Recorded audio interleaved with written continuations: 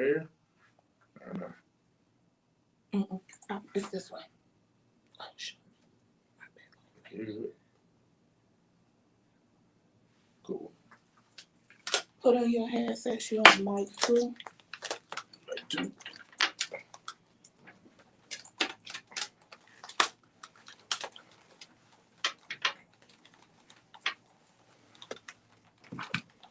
Every Thursday at 7 p.m. on excitementradio.com. What happened?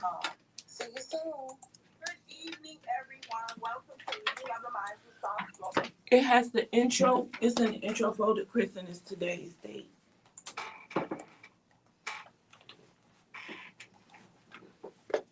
Intro folder.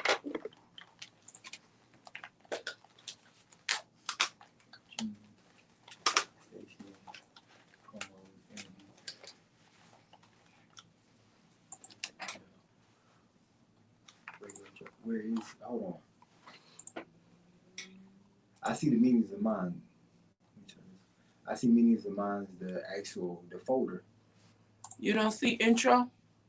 A folder just says intro? No.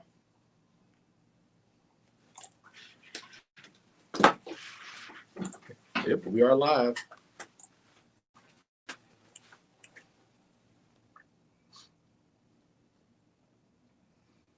Where's our folder? Right there. Click on it. Oh, my bad. Show intro for 3. Where's? You ain't push the live button over here. No, not yet, because I turned it off.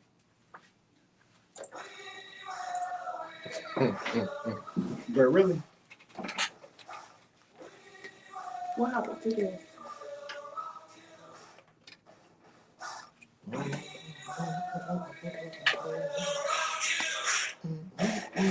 You can hear it.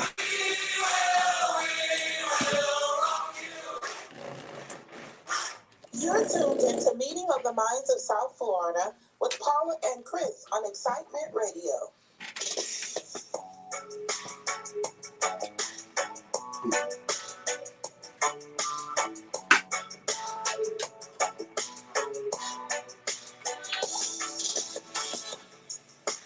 Every time they come around, something is about to go down. Eating off the minds and affiliate. Listen to what they say. Florida, we have a guest, Miss Sonia Prada.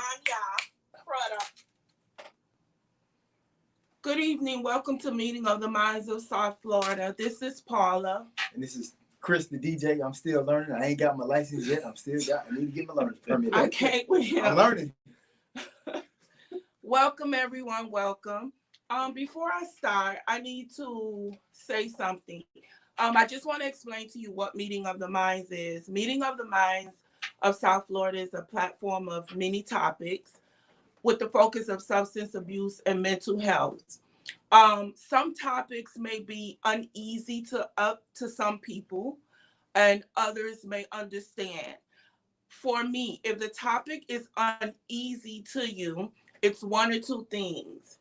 It's just not a topic that you don't want to engage into, or it could be one of those things where you just don't want to face that topic could really be you. Rub you the wrong way. Yeah. I'm gonna put it out there. And you just don't want to face the music at that time. But it's okay. But nevertheless, we don't discriminate here.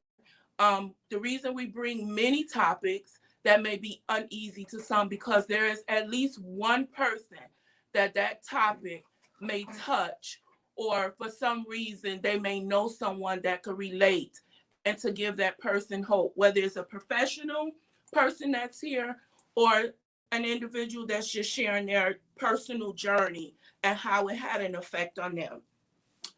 With that being said, we try to bring topics, talk about things that will help people. That's our goal.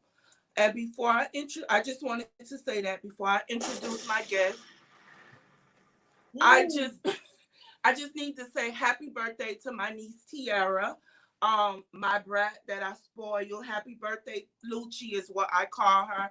I hope you enjoy.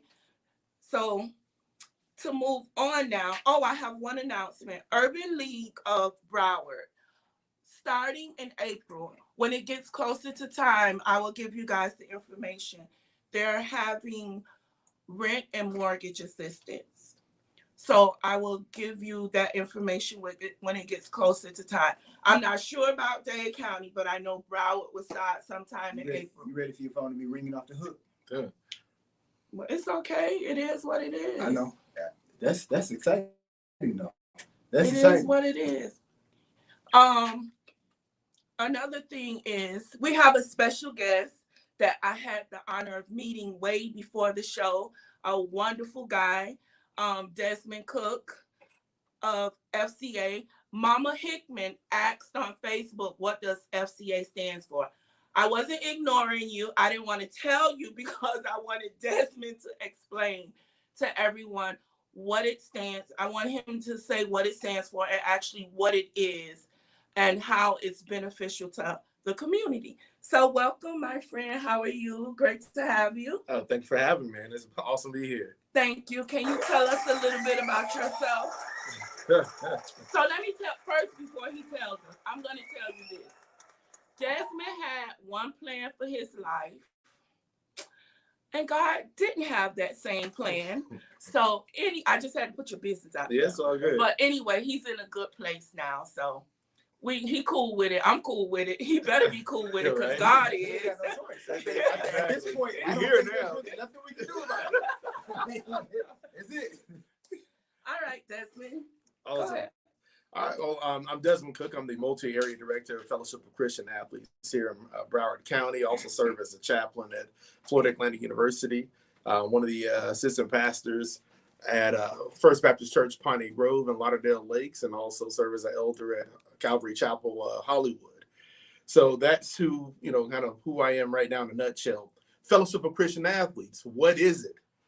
All right. Well, we are a sport ministry that serves high school, middle school, and collegiate student athletes here locally. Our vision is to see the world transformed by Jesus through the influence of student athletes and coaches. Look, for better or for worse, the world cares about athletes, right? We listen to and oftentimes we'll emulate what athletes do. And so we're saying, well, look, if athletes and coaches have a natural platform, how about we teach them how to utilize it for the good? Teach them to utilize their platform and their God-given gifts to influence their peers for the better. And so that's who we are. That's what we do. So you gotta tell us more. Like that was a 30-second commercial. Like yeah. Hey. Okay, hold on. You know what? We're gonna get to the nitty-gritty because I have questions. Yeah, we can dig in now. Okay, let's dig in because you gave me a 30-second commercial. Yes. I feel like this is an NFL Sunday. Hey, look, this is that E60 when Cam Newton when the kid says, "I'm better than you, Cam." Yeah, right. So, what is it about FCA that makes it so special? Because I know for me, and I'll give a little bit about my background. I played ball, but I can tell you when I was reading, it said a coach has the ability to touch a person more than anybody. And I'm sitting there in my car and I'm driving down here because I'm driving all the way from Oakland Park. And I'm like, I'm going through the list of my coaches in my head. When I look at my coaches, I'm like, they really have more of an impact on me than my teachers. What is it about FCA that drives that mission? What is it about coaches? Because a lot of the kids today, they need that because they may not have that parental figure in their life. What is it about FCA that drives that? Well, I think you hit it right on the head. I mean, everyone who's listening, I mean, we can all kind of close our eyes for a second and envision or remember all of the coaches we ever had in our lives. And there are going to be two types of coaches that stand out. You're going to have that one coach who was cussing and carrying on, gave you every piece of bad advice in the world. And then you have that other coach that was a world changer for you. Like you cared about what they thought about you. The words that came out of their mouth, it stuck with you and it probably still sticks to you to this day. I was blessed, man. I've had both of them, right? I've had coaches that made up cuss words. Like, you beat them. Yeah. I'm not even that player. Right. Like, I didn't even know that word existed, coach. Like, what does that even mean? but then I've had some phenomenal coaches like Tyrone Willingham when I was at Stanford. I mean, the things I learned from him, those still stick to me today. You know what I mean? And so I think you hit it on the head. Like Billy Graham said, a coach has more influence in the life of an athlete on 1 year than most people do in that person's entire life. And again, if we think back to all of the coaches we've ever had, I don't care how long you played. You could have only played Little League your entire life. There's a coach you remember. Always. You know what I mean? So they have impact. And so we feel like, hey, if we can minister to our coaches, teach them how to, one, to recognize that where you are isn't by accident, right? This is not your chance to live vicariously through your athlete, but this is you on assignment. I'm going to come back to you. Yeah, all right. So you already know where we're going with that. We got to come back to that. Exactly. We got to come back to that. So we try to let these coaches recognize, hey, man, you are on assignment.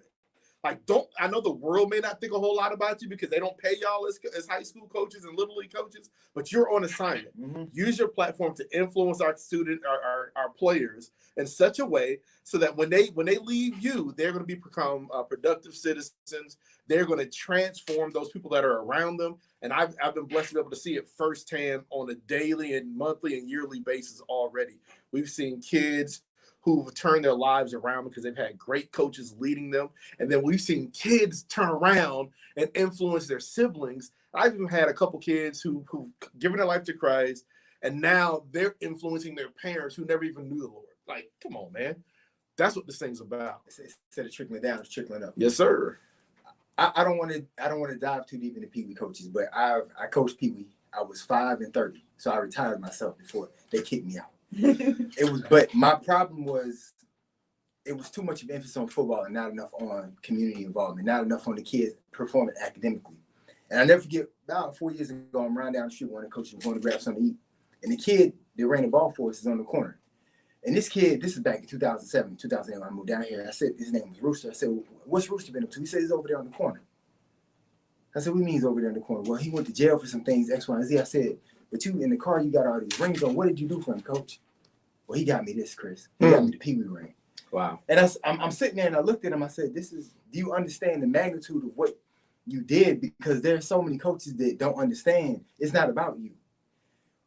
Why is it that you feel like, because you're an ex-player, when we talk about it real quick, why do you feel like sometimes a lot of the players, even parents, live through their kids? Oh, man. And how do you reverse that cycle? Because now we're talking about trickling down, because I like that youth influence the parents. So the reality is what we're talking about now, this actually goes beyond just athletics, right? There are some socio-political elements to this thing, particularly that play in our community more so than other communities. And so for a lot of folks, unfortunately, they see this as the only path to the come up, if you will. And so I've seen it where I see parents of little leaguers who are already planning their kids' NFL and NBA career, like telling coach, bruh, I'm not even playing, man. Like, yo, I'm like, coach, we're going to have to talk with these parents. Look, I worked with the McDougal Foundation back when some years ago when they were working to take over the athletic program in the city of Deerfield. And you know, it was after a whole bunch of scandals and corruption that had taken place down there with the back Rattlers. P, that's a whole nother show. Yeah. P, that's a whole nother show. You had, I'm going to be real quick. Put it to you like this, the dude that ran it is now in jail. It got so big that federal government got involved in the investigation. That's how big it was. ESPN did a full thing. They had a bus, hot wings, fries, whatever the kids wanted. People in the back gambling on these little kids. But that's a whole nother show for a whole nother topic. Before we move on, Felicia says she told her kids' coach that you're an extension of God, my husband and myself, when it comes to my kids. Act as such and do your best. If you coach him without judgment, he will perform above your expectations. That's good. I mean, look, imagine if we had an entire set of parents on any team that held their coaches to that particular standard, right?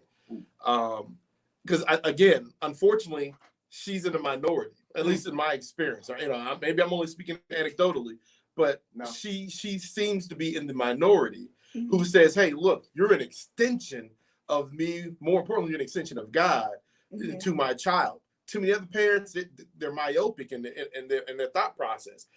Hey, my son's gonna go to the NFL, so Yeah. you better make sure. I'm like, no, he's 7 years old. What are you talking about? I mean, it's to the point to where I looked at a lot of the kids we were working with, and out of the kids I coached, I think 2 out of the 75 actually made it collegiately. And people don't realize the coach has a big impact on you. And that's the thing that kills me is a lot of these parents, are you living through vicariously through your kid, and then your kid doesn't make it. It causes a split dichotomy in the relationship. And I don't know, most parents don't realize you can't live through your kid. And that pushes kids in a different direction. But then the coach is also now driving these kids to, you got to do this, this, and this. And every kid's not going to make it because the numbers are against you. I mean, you're talking about you have a better chance playing Powerball. Brother, you have a better chance of getting struck by lightning twice.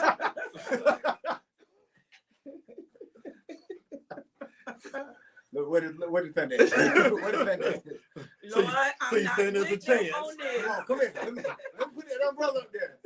I've seen, and it kills me because I don't want to take this to our community, but I'm telling you, when I was out there, and I'm not going to mention names, but there was a huge scandal, and these kids got so impacted that some of them chose not to play anymore. Parents, I seen parents get divorced off of this because the kid did. There was a kid I know that was paying his mama's light bill because that's how much money he was making per touchdown. Like that, people don't understand. This is deep. It's deep. Yes, I mean, they pulling them back in the car. And what do you expect me to say? Don't do drugs. don't follow example.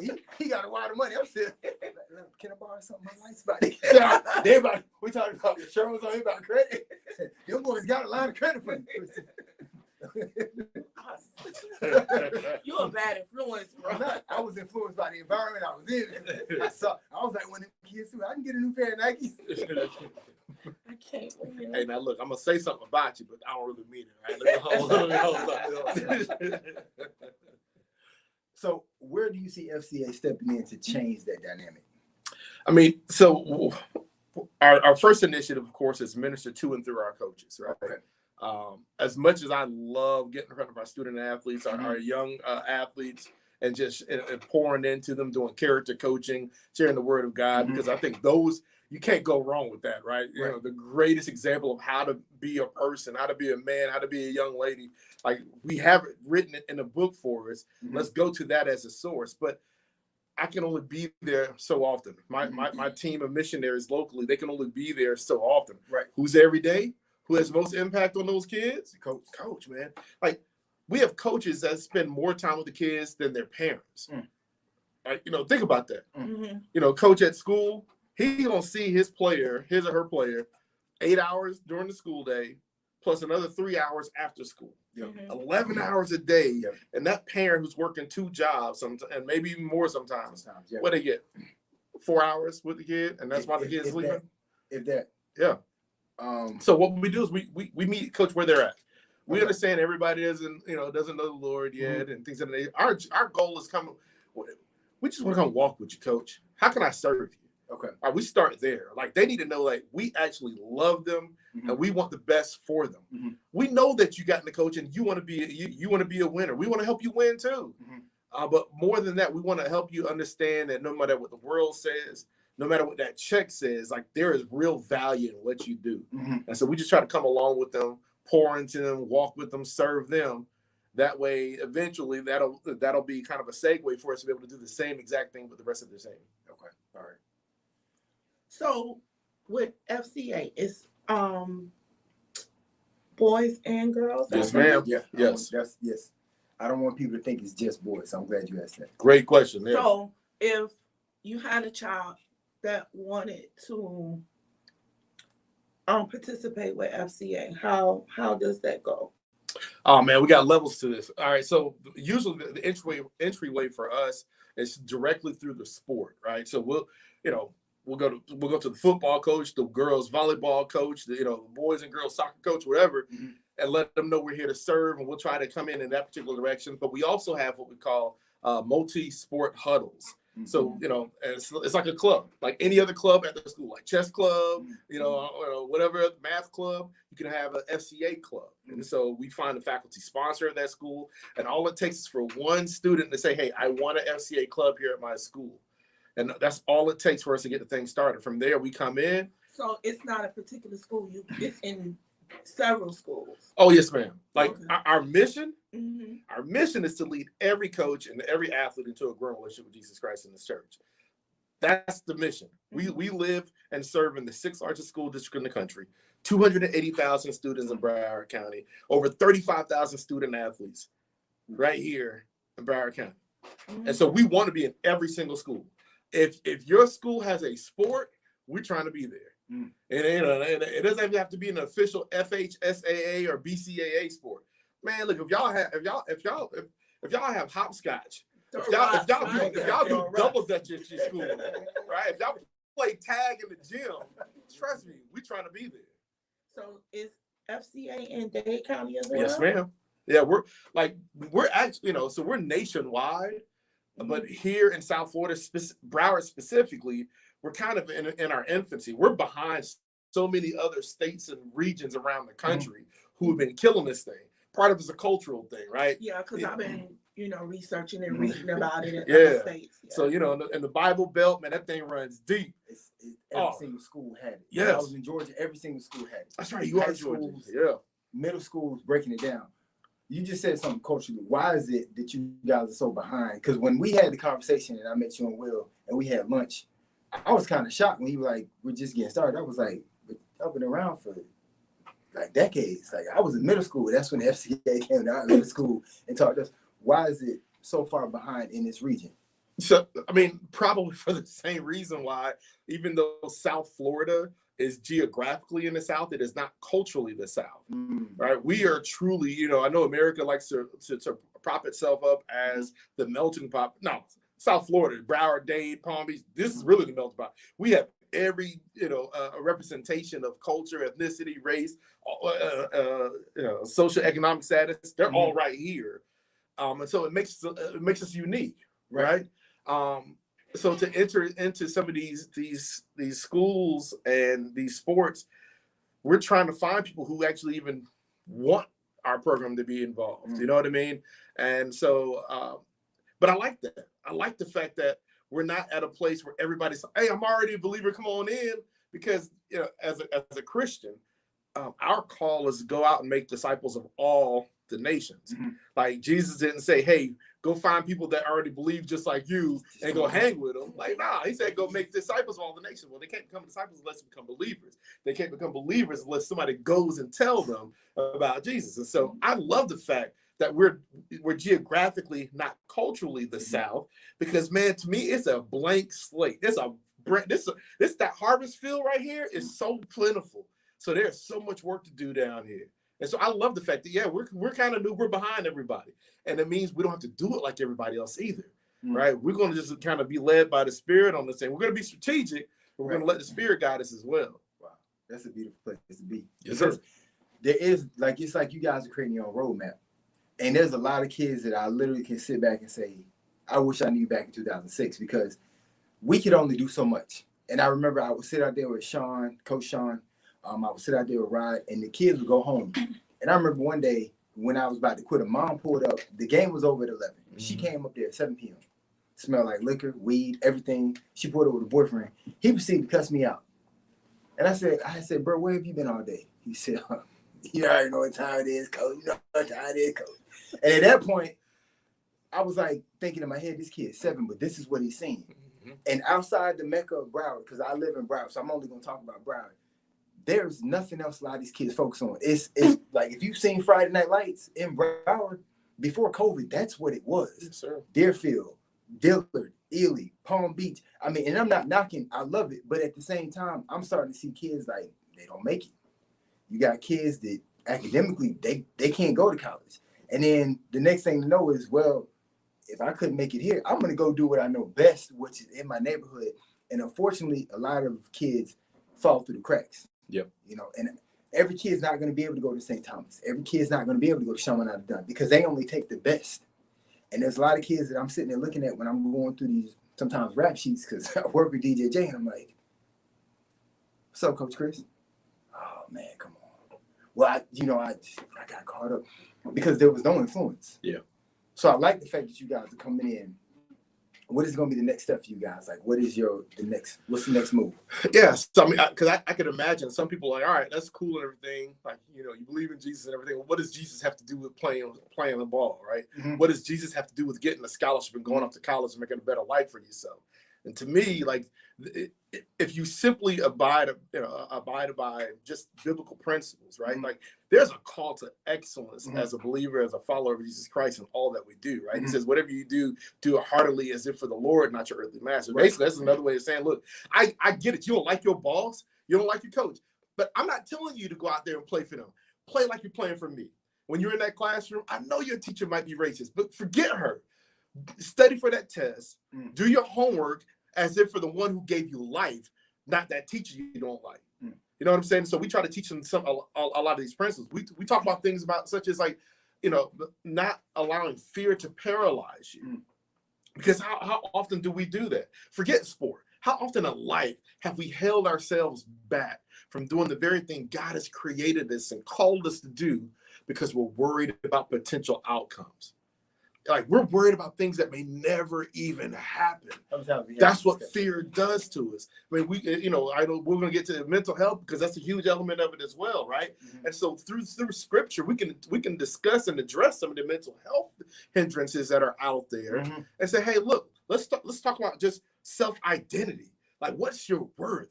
Like, so we have too many young people right now that don't even see value in themselves because of what their mama or what their daddy has said about them, what their teacher may have said about them. Look, my younger brother, God bless him, man. He played 11 years in the league. I'm the midget in the household. You the midget? Yes, sir. And so, really, bro? You ain't no midget. Man, take the whole seat. You ain't no midget. I walk in, this man. Yo, I know. Well, we grown big in the Cook clan, for sure. I want to see the rest of y'all. Yeah. You said McDougal's. I met them a couple years ago. Them boys about 6'6" a piece. He walked in there in the suit.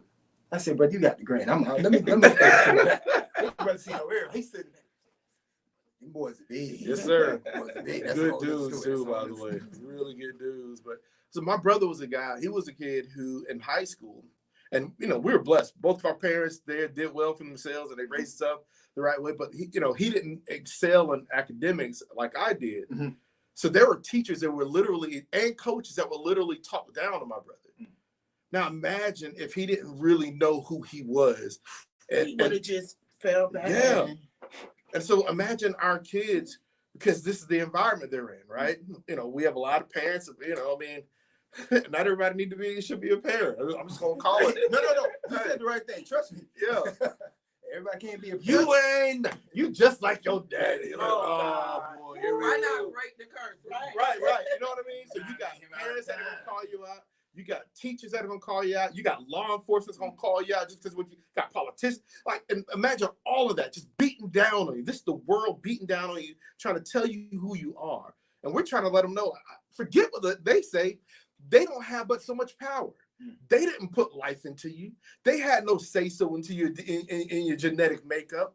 There is a creator of the universe, and that creator of the universe sees you in a particular way, right? The Bible tells us, for you, we are his workmanship. Another word for that, of course, is masterpiece in another translation. So what it's saying is, in God's eyes, and the creator of the entire universe, who with a single word created everything that we've ever seen, he sees you as his masterpiece. And I don't know about y'all, when I think about the great artists of history, like all these artists, they create their works of art to be shown off to the rest of the world, right? I think about the Michelangelos, the Leonardos, and all the other Ninja Turtles, right? They create their works of art to show off. And this is what our God, the creator of the universe, says about each and every one of us. So forget what the world says.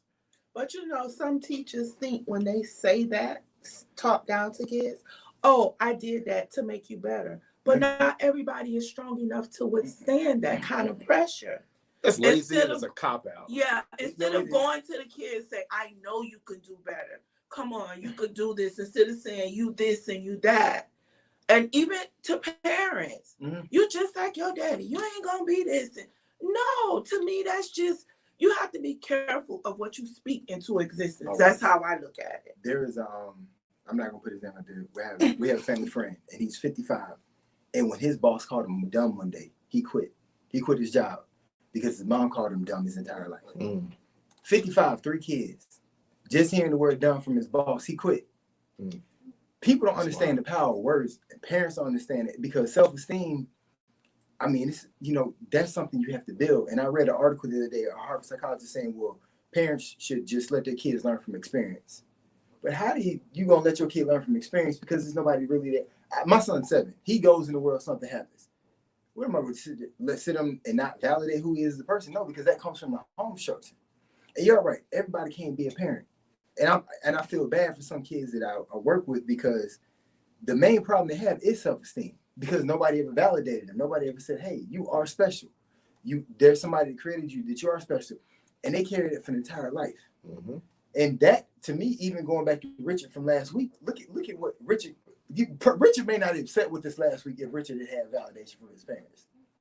We had an interview with somebody last week, 20 years, he was told certain things about himself.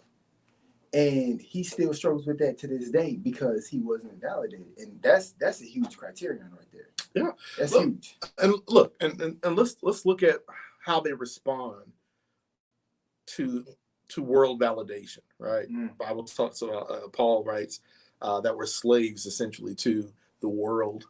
It's not just Satan. I know much you want to blame everything on the devil. Oh, the devil. I know, It right? ain't always the devil, I know, right? He's one of 3 things Paul says we're slaves to. He also says we're slaves to the world, which means we care about what the world thinks about us. And then we're slaves to our flesh, which means we really care about how we feel as well. I'm going to do what I want to do because it makes me feel good.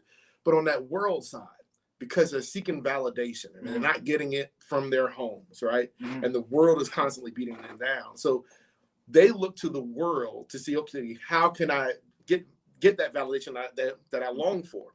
And that's why you see our young girls and our young boys who are emulating things that they see on TV or in videos, or whatever. And I ain't trying to come across one of them older photos. No. I ain't gonna be Candace Owen up here trying to start some Cardi B beef or whatever.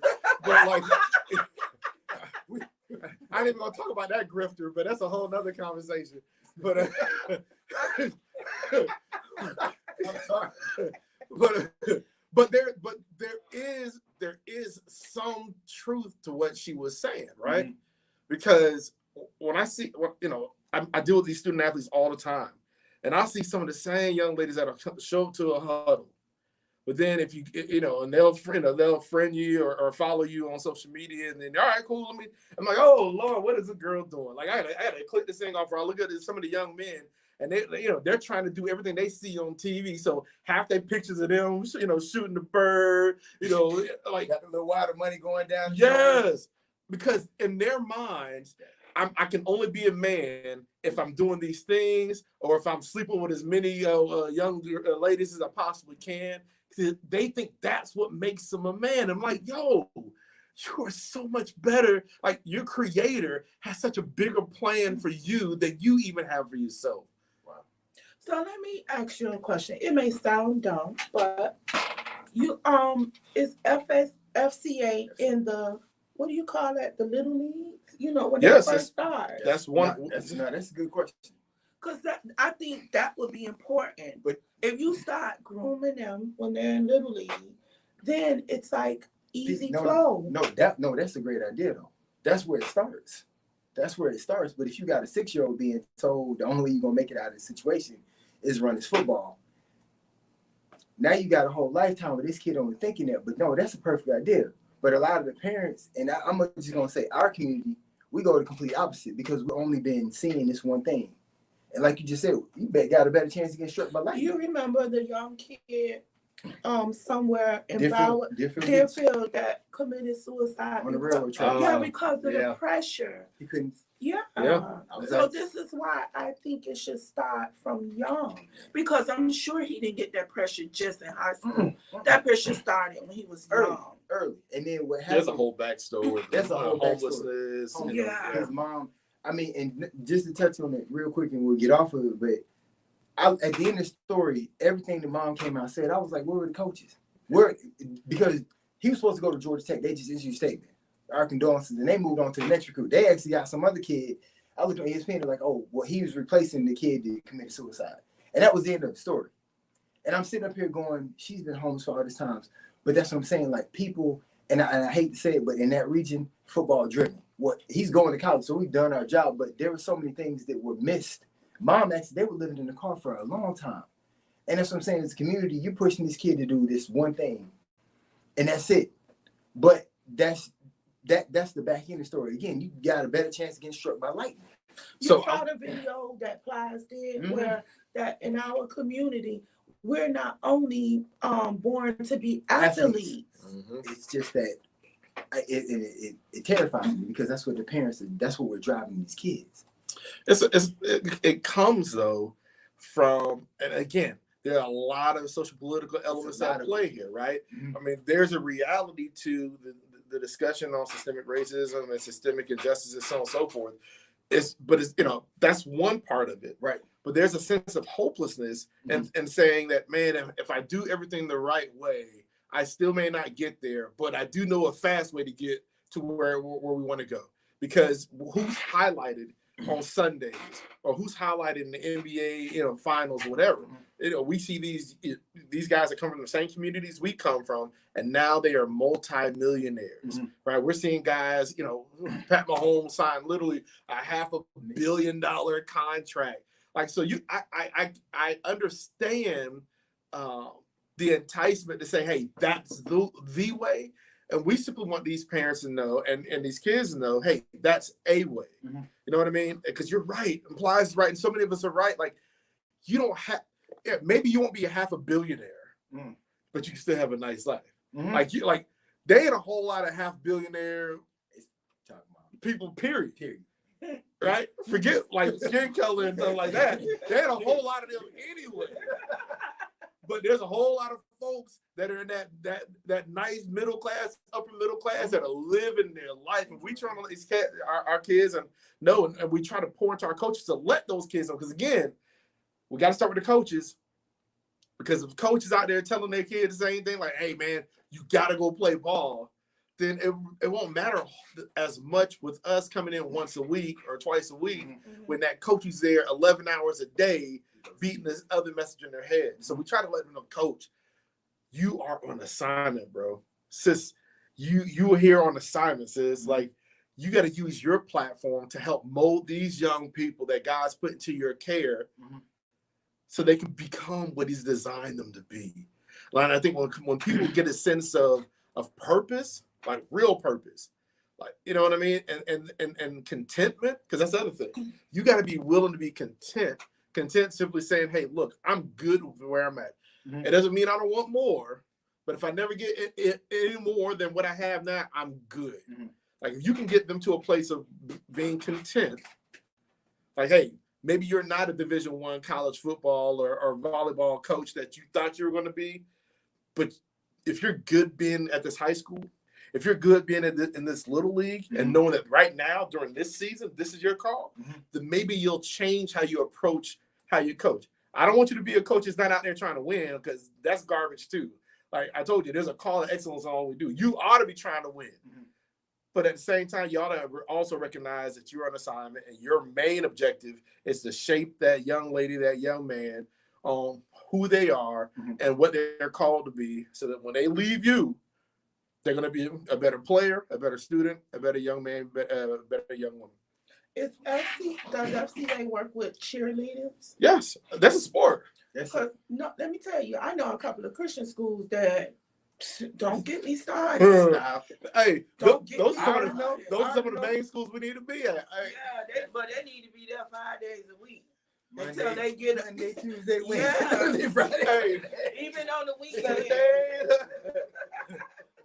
So here's the deal, though, right?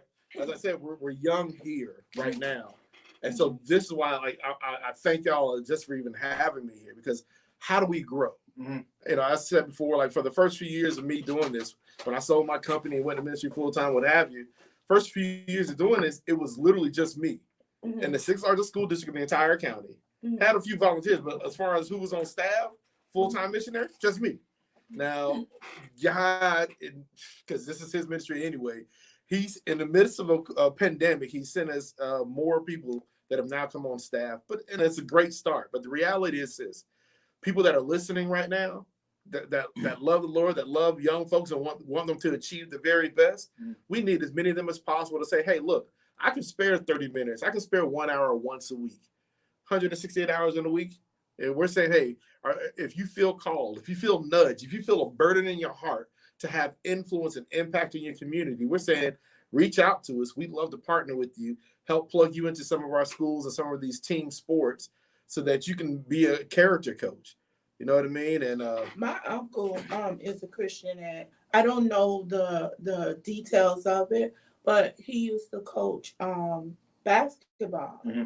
And I don't even like jumping up and down. But, and not because he's my uncle, but it's the way he used to talk to the team. Mm-hmm. Not everybody does that. Like, I've never heard him say anything to belittle anybody. Because coaches, it's a different switch. It's a different switch. And that's a gift. It's a gift, and that's what people don't realize. Everybody can't be a coach. Yeah, and it's okay. That's a gift. And people are like, oh, well, coaches. Don't look at the dollar amount. You got to look at the overall value. Like you said, you're on assignment. Because a lot of these coaches don't realize this is not just a stop. It's like a teacher. I watched my son's teacher do online school. I don't know how she does it, because my son Pac-Man is off the charts. Very intelligent, but got ADD and all over the place. ADHD. He get it from his daddy. But she's gifted because she can control the kids online. She can control the kids in the classroom. Same thing with your uncle. He's a coach. Same thing with Desmond. Coaches have this ability to talk to players. They pull the best out of you.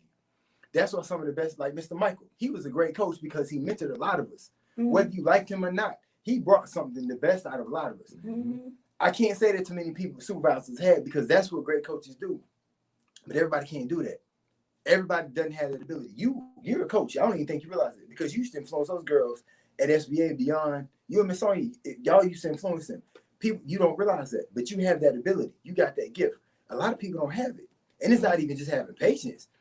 It's the ability to pull something out, because you see something in me that I don't see in myself. Mm-hmm. And that's beyond therapy. That's a gift. That's a calling. And people, they overplay it. They overshadow it. Mm-hmm. And I'm not talking about a life coach, because a life coach that's motivation. That's how much you, and I'm not knocking life coaches, but a coach, your uncle had that ability to pull something out, because you don't talk to these kids negative. Like my nephew, Coach Jamero, works with these boys, the KT Kings, every single day. I don't even know if Jamero, he has a job, but he spends more of his time working with these boys. 5 o'clock in the morning. And then one of them, I remember he got a C in a class. This is a middle school. He told the kid, until you get that grade to a B, you can't play. That's what I love. He said, what? The mom said, no, this is on the way up. Jamero said, no, this is not his own way. He's got to get academics in check. Mm-hmm. The kid hadn't been back since.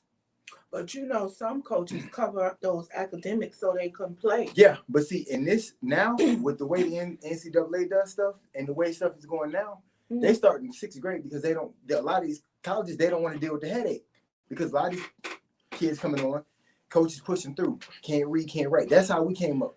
That's how it used to be. That's how it used to be. But now? Nowadays, they're not playing that. They're not playing. Let's be real. First and foremost, we talk about all these athletes are making all this money. They said 5%. Yeah, but the world doesn't necessarily like that. Mm. They, and this even goes back to back when we were playing. They had all these different title this, title that. They had all the different rules. They're going to make it more and more difficult to actually get into schools, things of that nature. Mm-hmm. These coaches don't have time to take chances and play games, all right? Because they feed their families on the backs of 18 to 22-year-olds. So if you're a high schooler that's out there playing games in the classroom, yeah, you're an athlete. You can play ball, but your GPA is always borderline. Your behavior is always borderline or on the negative side. They're like, look here, man. Yeah, hold on. I gotta count on sending my kid to private school on your crazy mind. Nah, I'm good. Let me get that next best player. I had a coach who told me, he said, Chris, I'd rather take a kid that's a medium athlete with great grades than a kid that's a great athlete that's a headache. He said, because like you're saying, he said, I can't afford to be dealing with this one kid 24/7. And that's the thing. And it goes back to a lot of the coaches. You're influenced. Just don't push the kid along, because, like I said, the story of Rooster. Rooster, I think, is not locked up. This coach still has rings on, and I'm not knocking it, but it's like, I had to say, bro, this is Pee-wee. You need to get paid for this. Or sit at the barbershop, like, I want a Pee-wee ring. I got a Pee-wee Super Bowl ring on. Really? And this whole scandal happened, but I don't think they realized what happened in Lake. It was a huge scandal. And it was ESPN, and the kids that got impacted, because I saw a lot of the kids had to go to the programs. There's kids that stopped playing. Mm-hmm. I had one kid that said, Coach Chris, I'm never going to play football again. Wow. And this kid was Now he just turned 18. Never played football again because that's how much of an impact it had on him. Wow, that's crazy. And that's what people don't realize because my selfish behavior, because I'm trying to, again, live through the kid, not realizing I'm on assignment. It hurts his kid. It hurts the kid. Yeah. But again, and now you see the significance of us ministering to and then through the coach, right? Mm-hmm. Because if we can't get them to recognize that they too are a masterpiece, right? Mm-hmm. I get it, coach. You had dreams and aspirations of being like 2-time. You wanted to be Bill Belichick, and now you're stuck at at this little league, whatever. And that's why they be so angry when they be talking to those kids. Oh yeah. Because they're literally like, I can't tell you how many coaches I've had, like who are literally, all right, they've coached little league for I don't know how many years, and they're like, because they know a chaplain at FAU, and I'll get phone calls, hey coach, so can you put a word in for me? I got that opening over there. Yes, yeah, that D1, and I'm like, I don't even know, I don't even know where to begin, coach. I'll pray for you though, like I don't know what to tell you. We got to learn how to be content. And again, I know we're talking about coaches now, but the reality is that's all of us, right? Mm-hmm. Like, I don't care if you never played a single sport in your life. Where you are right now, what's today's date?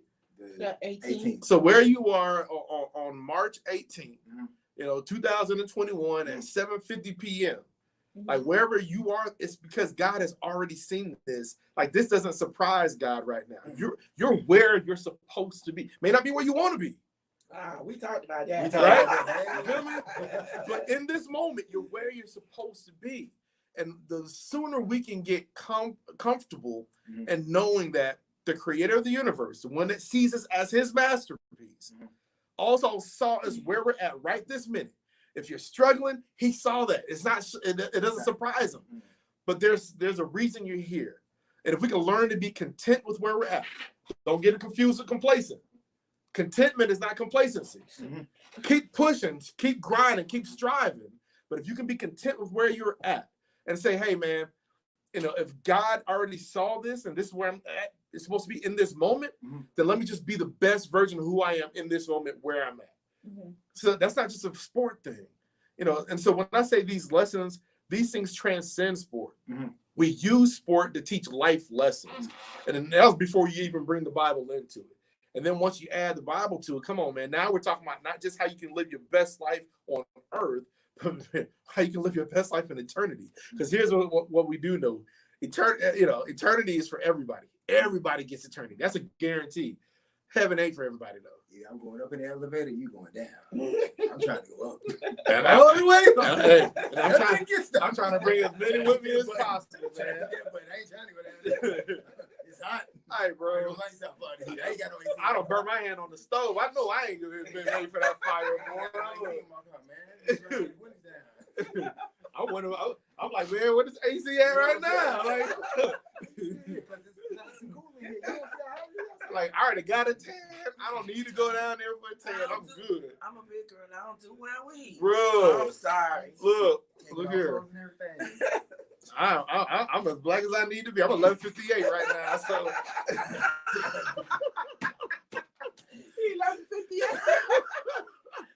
2 minutes before 12. I know somebody out there laughing. I'm like, yeah, you like 1 a.m. So chill out. It's all beautiful though, man. It's all beautiful though. You know what? We after we had lunch with you guys, we had a talk because we were needing somebody to come on the show for this Thursday.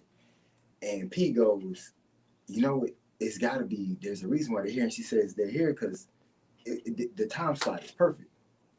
This is ordained. It's like it was just open for a minute. And we all met for lunch. How many times we missed lunch? Every time. Right?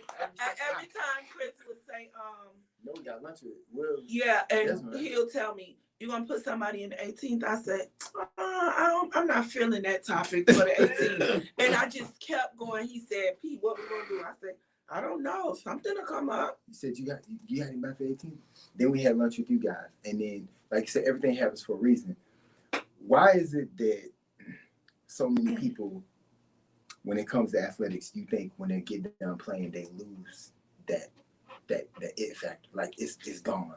Because I see a lot of coaches, a lot of players become coaches, and a lot of coaches or at one time were players, but they go through that transitional period. What would you say to those people? Because you were there one time. I think we were all there.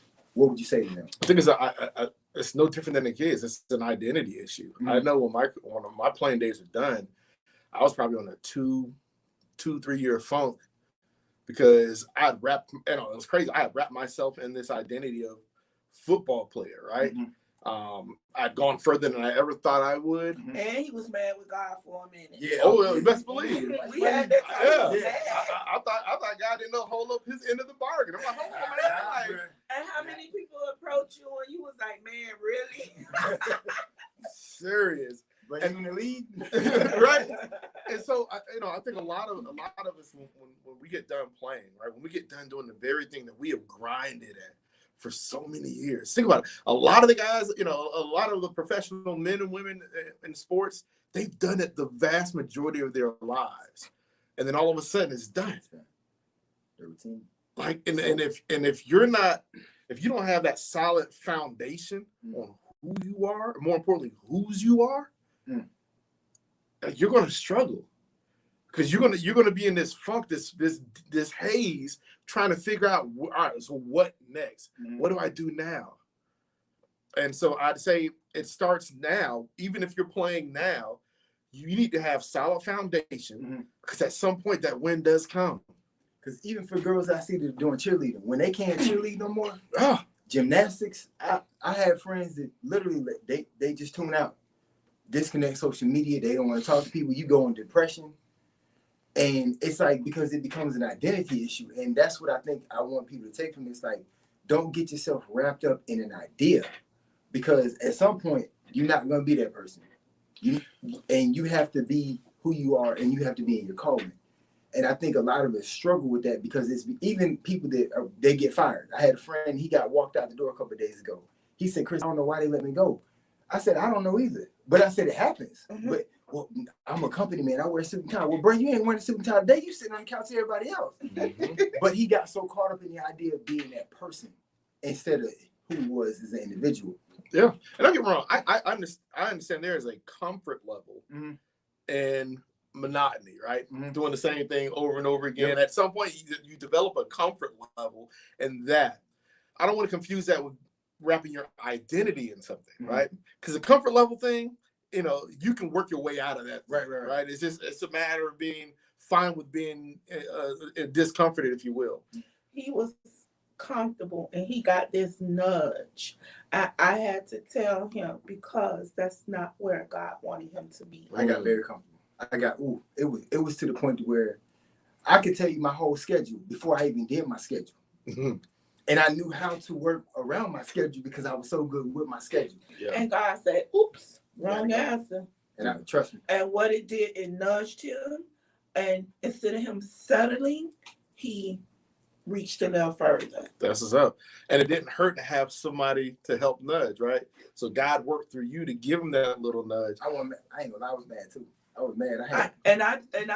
I was fighting for something for him. And then I said, you ever thought it just not supposed to be? And then I had to tell him, look, you was too, I said, you was too comfortable. Look at it. And then he felt better. And then after that, things just started going like this for him. Yeah. Man, there's a story, right? And we all need somebody in our corner that can give us the reality check. Right. And I'm thinking about the story of Nathan and David in 2 Samuel 12, what have you. You know who King David is, David and Goliath, the giant slayer, the greatest king in the history of Israel, so on and so forth. A man after God's own heart. That David, we all know, he wasn't always holy and righteous. Right. Y'all know the story of Bathsheba. David wasn't where he was supposed to be, so he saw something he shouldn't have seen. And when he saw the Bathsheba, he was like, who that is? And they were like, yo, that's Uriah's old girl. Now, he knew she was married and still had her brought to the castle. Then one thing happens to another. They're watching some Netflix, and next thing you know, there was something going on. So he does the wrong thing, tries to cover it up, ultimately has Bathsheba's husband killed. Now, you fast forward to the next chapter. Dave thought he got away with everything, right? He winds up marrying her. Nobody's going to know that the baby she's about to have, it was done, being flawed, whatever. here's the deal. Nathan comes up to him, shares a story with him. And this is Nathan's opportunity to nudge David. Mm-hmm. David, let me tell you this story. There's this man, rich man, poor man, gives him the whole story. David gets mad. What? Who is this guy? He needs to be put down. Hey, man, that story is really about you, bro. Mm-hmm. And what it allowed David to do Mm-hmm. was to repent, right? Mm-hmm. But imagine if he didn't have a brother strong enough. Because think about it. This is King David. This wasn't like your homeboy David. This is King David. Right? You tell the king something the king don't like, off with your head with the quickest, ain't nobody question it. Mm-hmm. But he was still willing to do what God called him to do in that moment, which is to nudge David. Mm-hmm. We all need a Nathan in our lives, and we all sometimes need to be a Nathan for somebody else and to nudge them out of their comfort zone. When we see them being flawed, give them that nudge. Hey, that ain't who God called you to be. My brother was my Nathan for so many years when I was living in the world, acting a doggone fool, drinking everything, smoking a few things, and doing some other stuff I shouldn't have been doing. And my brother used to be like, hey, man, that's not who God called you to be. I'm like, oh, Lord, here we go again. Here we go again. Right? Right? Not you, too. Yo, but he was my Nathan. I wouldn't be where I'm at right now. As much success as I had in the business world, like, you know, I told you before, we had a day named FSFCA in Broward County for my tech company. We built that thing up. I thought it was about to be Black Zuckerberg around this piece.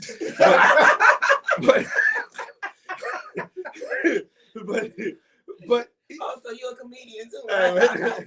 hey, so as much success as we were having, I was still living foul, right? And my brother was the Nathan calling me, hey, that's not it. He was nudging me to change the way I was doing life.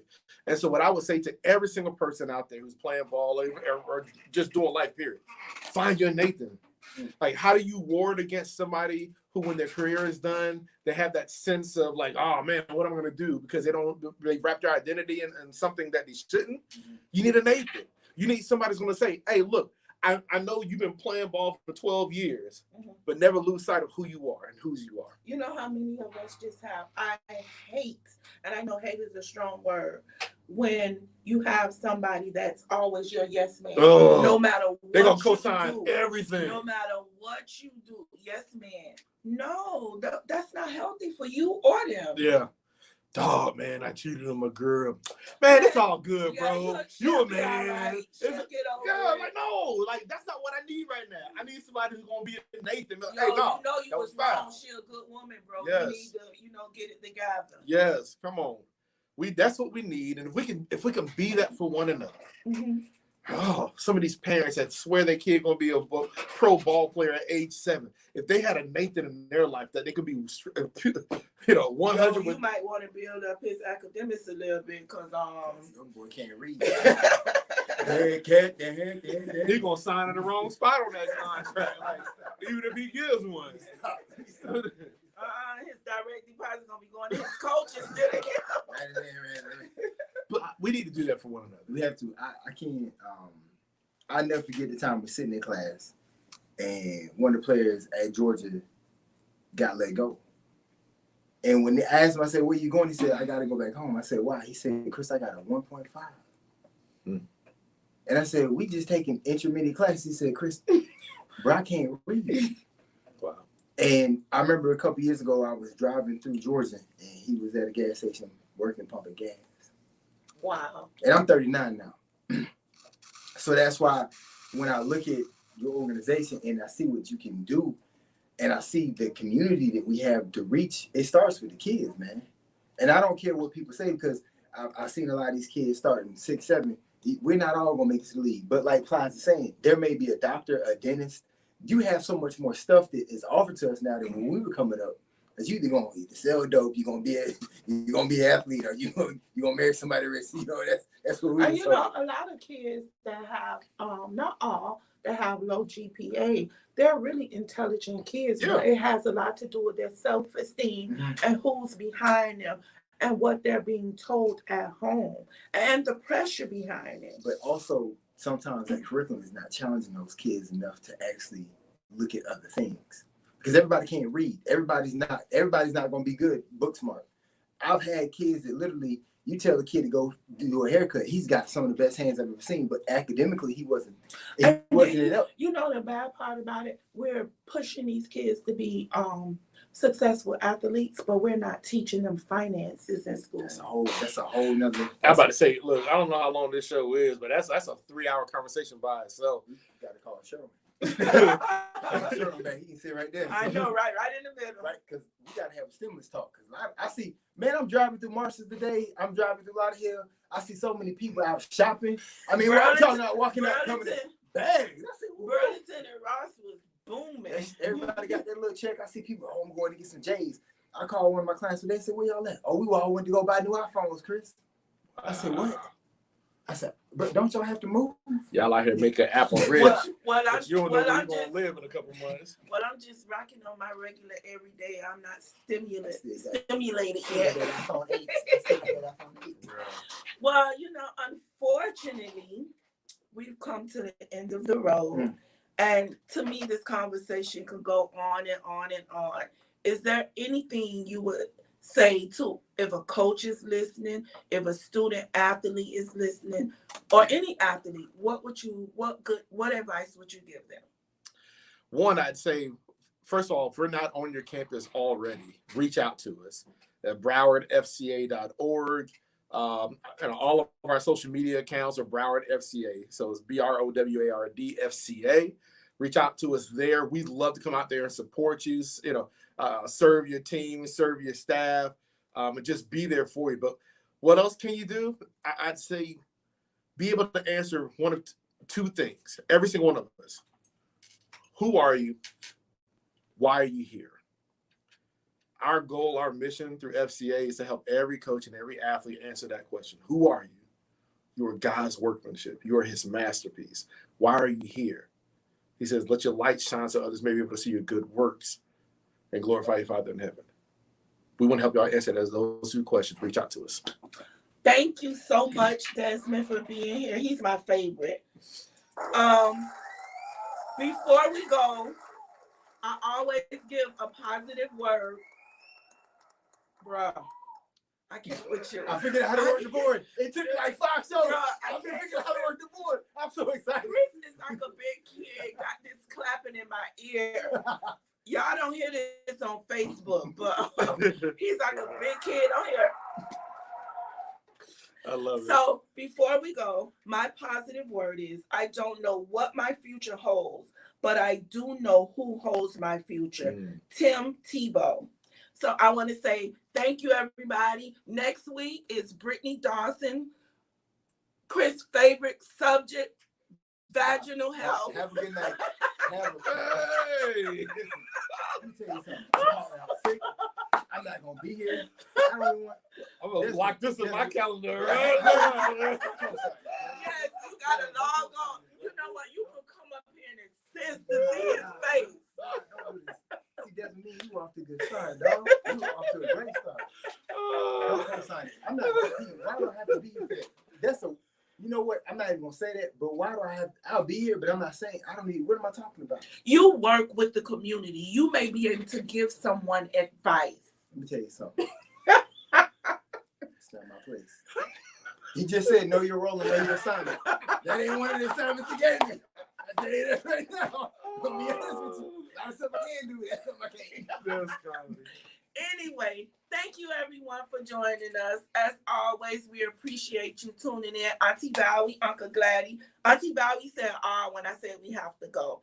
We'll bring Desmond back again though, because there's a lot more to we need to touch on, because this is just not a one-time show. We need people to hear it. So whoever don't hear it tonight, maybe somebody new will hear it for the next time. Right. So it's very important that I think we started the Little League with this, because as they grow up, the kids will have a different mindset. And sometimes parents, you want your kids to be an athlete. Maybe they want to be a doctor or something. It's not, so we can groom them, but don't make them feel this is the only thing you can do.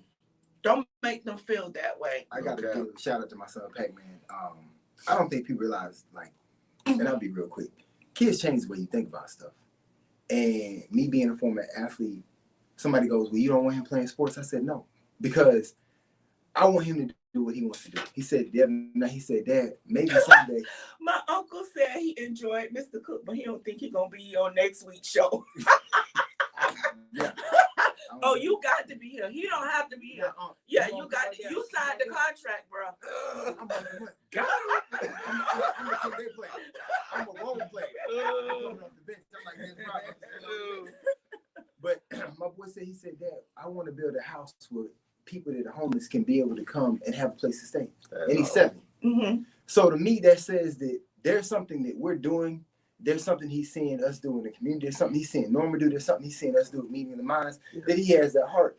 So to me, it's like, That's just confirmation. that's confirmation. So parents, don't force your kids to be an athlete, because at the end of the day, let's say they don't make it. Y'all gonna have some long discussions out front about why they didn't make it and the other things they could have done. And now your kids got bad knees, bad legs. I wonder why they staying with you till 35 years 35, old. 40. Yeah. Well, that's because I didn't make it. And then you gonna be like, well, you didn't make it because you was your son. But that's a whole nother discussion. Yeah, it's pressure. It's pressure, and it sometimes messes with the self-esteem as well. Always. Because kids are afraid to tell their parents, like, look, I like basketball or football for fun, but this is not my career. This is your career. This is what you want. I'll never forget, there were 2 brothers we played, and I'll be real quick. They were some of the best cats I've ever seen play basketball in my life. Both of them had scholarships at Auburn. They signed, they went to Auburn and dropped out. And when you asked him why, he said, Chris, because I hate basketball. My dad loved it. He said, but I don't want to. And as soon as he had a chance to stop playing, he stopped playing. He got a 4-year degree. He owns the business now. But that's what I'm saying. Don't push him. Why even take him through that? He could have just went straight to his business and become a multi-billionaire. Simple. That's it. But Desmond, please come back next week. You can take my spot. I'm not going to be here. Oh, next week, man. I gotta go. It's kind of busy. Yeah. Oh, that's kind of good. All I'm gonna bring the block Summer's Eve up here. I'm gonna be right here. I'm walking out. Summer's Eve. Really, bro? That's not really good for you. So that's why we have it for next week. You fixing to mess up something already, bro. Cause that ain't good for you. Don't get me started. This is not the week for that at your local 7-Eleven. Bruh, 7-Eleven, not even Walmart. I'm trying to help the people out in the community. Oh, And this is a God. community-based show. your local convenience. They got it wow. up there today. Jesus, help us, God. Yes, goodness. He gonna repent right after this. I won't be here. I ain't got nothing to repent. Well, thank you, Desmond. It was a Appreciate pleasure. y'all, man. Thank you, everyone. Again, we're gonna say good night, and we'll see you next week for Chris's favorite subject. Love you all. Nah.